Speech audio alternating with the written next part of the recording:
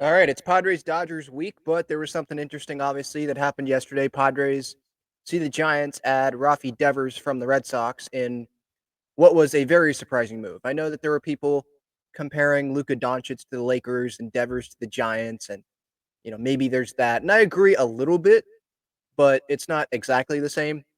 I wouldn't put Devers on the level of Luka, but still, like, kind of out of nowhere, a trade like this where you don't get back this huge return. Um, it didn't seem like the Giants opened it up to a bunch of teams. There are some comparisons that you can make here. But I did see this from Sean McAdam. He is a Boston area reporter, covers the Red Sox. Said the Padres, Braves, and Blue Jays inquired about Rafael Devers' availability, but weren't as motivated as the Giants to obviously acquire him. And yeah, I mean, the Giants, like I said this on my show yesterday, the Giants have been trying to get that big slugger for years. They tried to trade for Stanton, didn't happen. They tried to sign Bryce Harper, tried to sign Aaron Judge. Obviously, there's the whole thing about him in the hotel lobby, right? That video. A lot of guys that they have tried to sign and they haven't been able to do it. And so this was their way to do it. Devers isn't happy in Boston. Let's go acquire him. Let's go trade for him. The Blue Jays not being as motivated as the Giants, that's a little weird to me because I don't think they're sure they just gave Vlad that contract, but I still think that they got to get better. And it doesn't seem like that they are going to keep Bichette long term. Could be wrong there. I think they could have used someone else, but the Red Sox, they're probably going to be asking for more, especially if it would have been in the division like that. The Braves, I could totally understand why they're not as motivated. Like the talent that they have on that roster, they have Austin Riley, obviously. Like they don't need Rafael Devers. And then the Padres, in our situation, I was just when I saw this, I was just wondering what was this going to look like because Xander Bogaerts, what you're going to trade him to the Red Sox? The Red Sox are going to take that contract. If they took the entire contract, I'm pretty sure they'd be saving money because Devers was he's in the second year, I think, of his long contract, which was a total of over 300 million, $313.5 million over a 10-year contract. So yeah, it was more than Bogaerts. But come on, Devers is obviously a way better player than Bogaerts in terms of his offense for sure, and what they would provide at this point in time. So like no team's gonna go take that Bogaerts contract, all of it. Like the Giants are taking all of the Devers contract. So I just question how the Padres would have made this work. You got the Tatis big contract, Merrill, Manny's second big contract, Musgrove, Darvish, Cronenworth.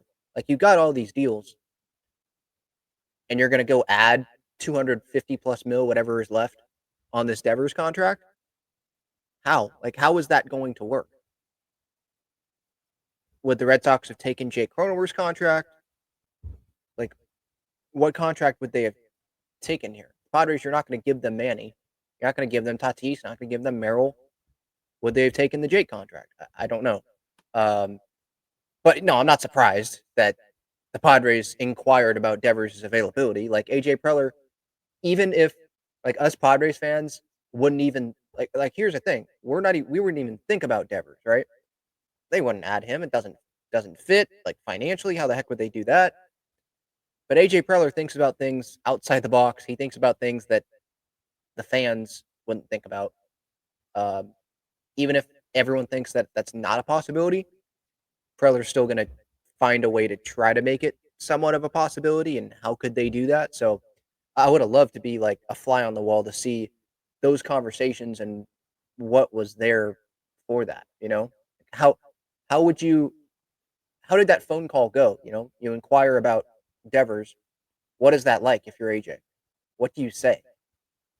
Hey, is Rafi available? I'd like to have a conversation, Craig Breslow. How bad is that situation? We'll take him. Sure, you'll take Rafael Devers, the hitter. I mean, this guy, super talented. But again, just the Padres situation, I just question how that would have happened. I know they added Nick Pivetta in the offseason when we didn't think that they would sign someone for a contract like that, but that's one thing. One thing for 40 mil spread out.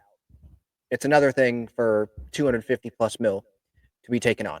And, 8 more years or however long it is for Devers to now be in a San Francisco Giant uniform. Now, as the positional fit, like, yeah, they could have put him at DH. They could have put him at first base and have Arise DH. Like, there would have been different ways. And you may be like, well, Ben, first base. Devers didn't want to play first base with the Red Sox, but that's different. The Padres didn't lie to him yet. He did not want to be in that situation with the Red Sox. They pissed him off, and so it would have been different. I think he would have been more willing. I think he's going to be willing to play first for the Giants. So we'll see. That situation there is going to be really fascinating. But just going back financially, the Padres situation, estimated luxury tax payroll right now, according to Fangraphs, is over $262 million. The first luxury tax threshold this year is 241, so they're already over that. And there are just different thresholds when you go over. When you exceed it by $20 million, 12% surcharge. There's just these different things that you lose when you go higher and higher. And would the Padres have been willing to do that? Obviously, HA, when you acquire about Devers, the contract, I assume that he inquired about Devers with some sort of idea of how they would have approached this. So again, like, to hear what those conversations or text messages or emails, however it was, how that was communicated.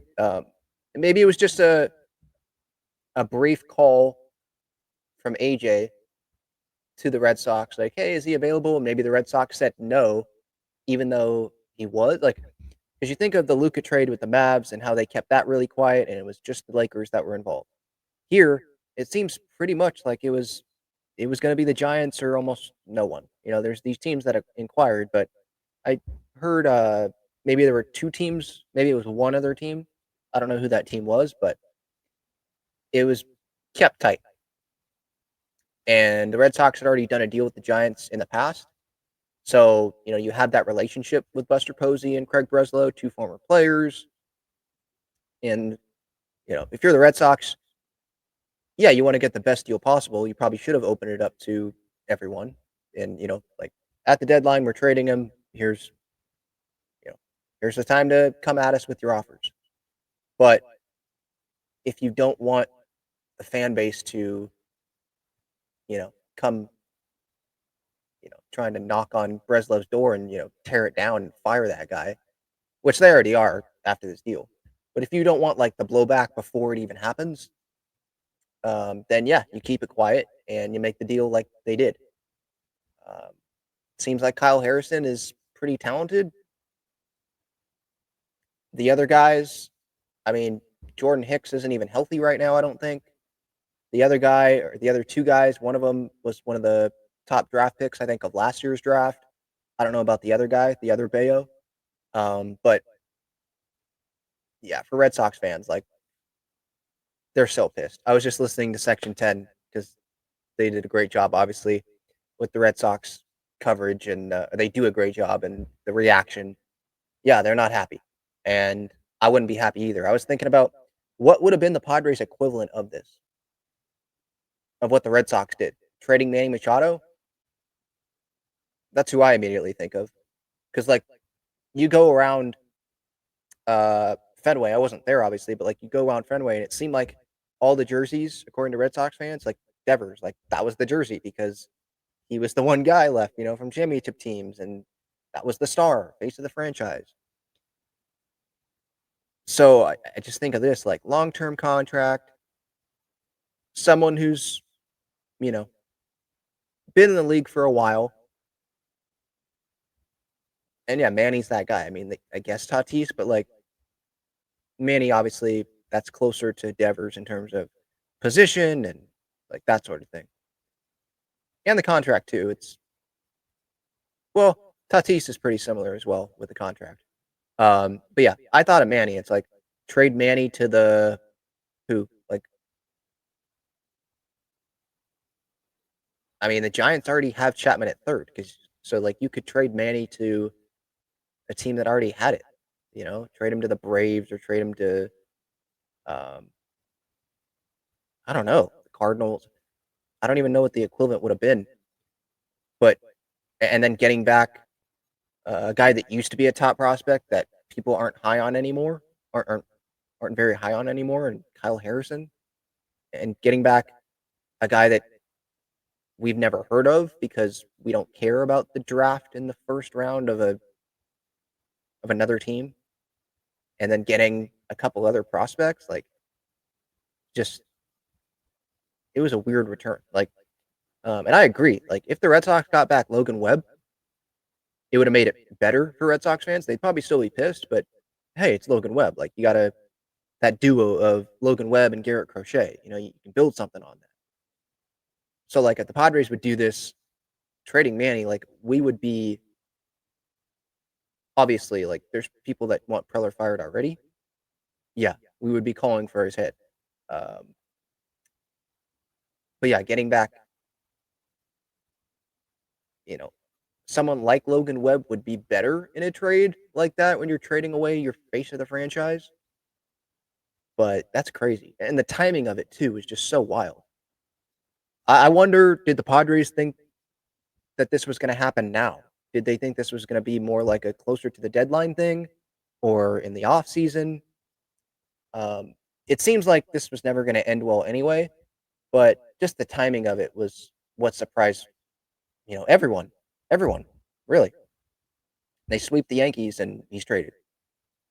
He goes on a cab back to Fenway Park by himself because they're on a charter going to Seattle, and now he's going to be a Giant. Like that's crazy. And you got Willie Adames talking about it on Sunday Night Baseball, during the game because it got official so fast too. Like that was usually that doesn't happen. Usually that's like yeah, of course we know you didn't even have to tweet that out like the official team account because yeah, we already know.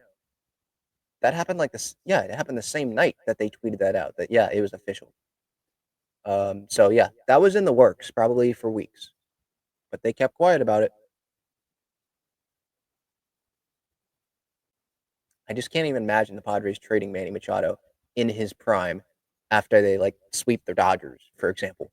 Like how that would go about, how that would go in San Diego, that would be absolutely nuts. Good thing we don't have, you know, a GM as insane as that, I guess.